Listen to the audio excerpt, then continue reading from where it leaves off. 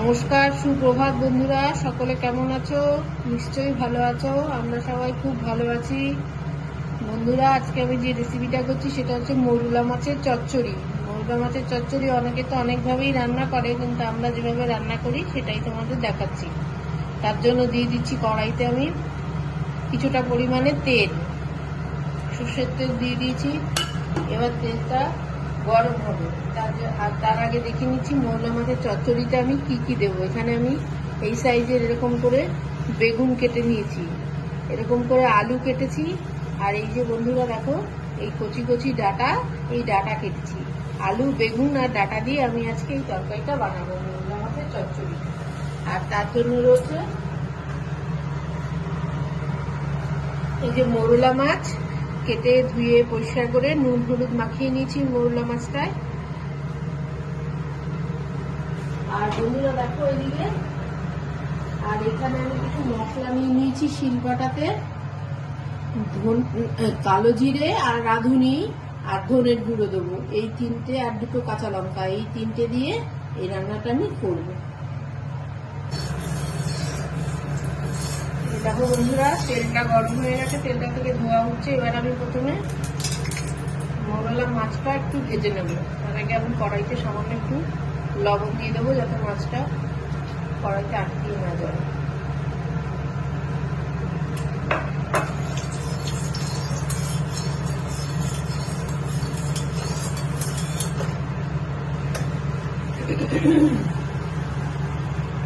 এই যে বন্ধুরা, এবার আমি মাছটা দিয়ে দেবো, মৌরলা মাছটা।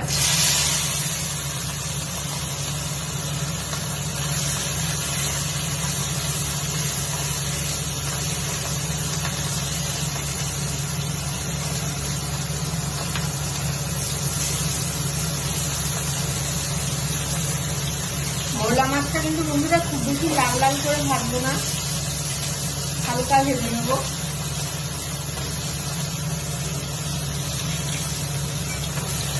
এই রান্নাটা একবার বাড়িতে ট্রাই করে দেখো বন্ধুরা, খুব ভালো লাগে খেতে। মৌরলা মাছ তো অনেক রকম ভাবে করা হয়, পেঁয়াজ দিয়েও অনেকে চচ্চড়ি রান্না করে, কিন্তু এইভাবে একবার করে দেখো, খুব ভালো লাগে।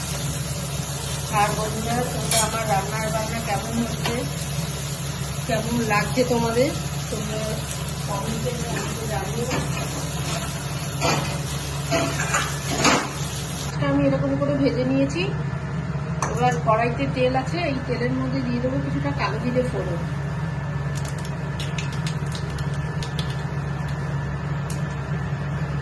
এবার এই কেটে রাখা তরকারিটা, বেগুন, আলু আর ডাঁটা, এই তরকারিটা দিয়ে দেবো।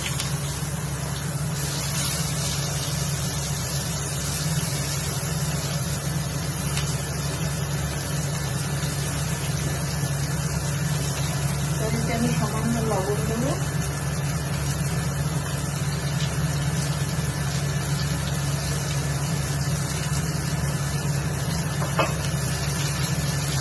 আর দেবো হলুদ। বন্ধুরা, এই তরকারিগুলো ভালো করে, এই সবজিগুলো ভালো করে লাল লাল করে ভেজে নিতে হবে, বেগুন, আলু আর ডাঁটা।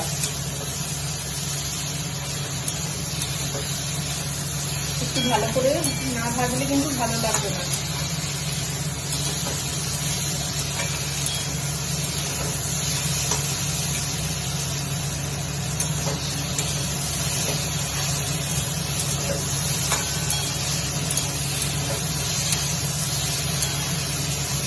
এবার দেখো, এখানে আমি এই মশলাটা নিয়েছি, ধনে, কালো জিরে, রাঁধুনি আর হচ্ছে লঙ্কা, কাঁচা লঙ্কা।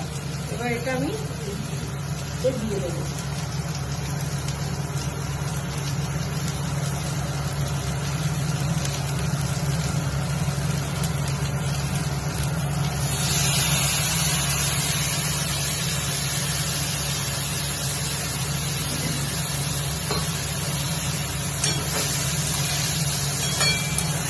এবার এই মশলাটা একটু কষিয়ে নিচ্ছি। বন্ধুরা, আমার রান্নাগুলো তোমাদের কেমন লাগছে তোমরা তোমাদের কমেন্টে একটু জানিও, আর আমার চ্যানেলটাকে প্লিজ একটু সাবস্ক্রাইব করে দিও।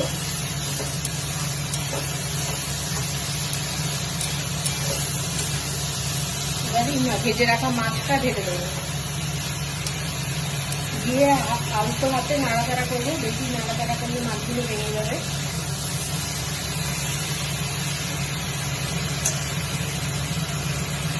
এবার জল দিয়ে দেবো।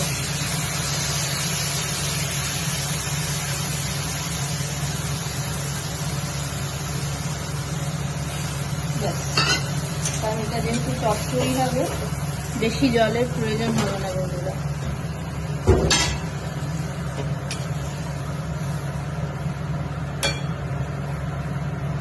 এবার ঢাকা দিয়ে দিচ্ছি।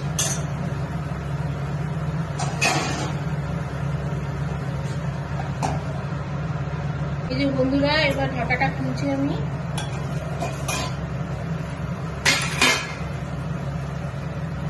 দেখুন সব আলু টালু সব কিছু সেদ্ধ হয়ে গেছে। এবার আমি নামিয়ে নিচ্ছি।